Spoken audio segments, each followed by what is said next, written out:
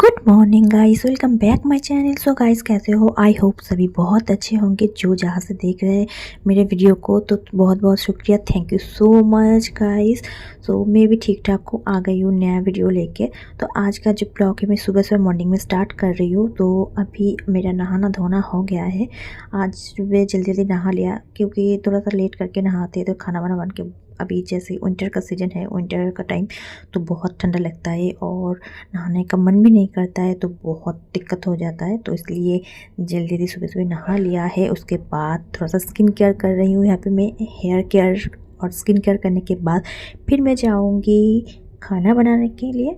तो सुबह का जैसे ब्रेकफास्ट वो थोड़ा बहुत कर लिया है, तो दोपहर का लंच जैसे जो है वो बनाने में जा रही हूँ, जाएंगे। तो चलिए फिर थोड़ा सा स्किन केयर हेयर केयर कर लेते हैं, उसके बाद फिर जाऊँगी किचन। और सुबह का मॉर्निंग का जो काम है वो लगभग मेरा हो ही गया है। कुछ बाकी है तो वो आज इस ब्लॉग में नहीं दिखाते। चलिए तो थोड़ा सा स्किन केयर कर लेते हैं, उसके बाद फिर मिलते हैं किचन में गाइस। आप लोग साथ रहिए, देखते रहिए। आप तब तक के लिए सपोर्ट करती रहिए मुझे। Thank you guys.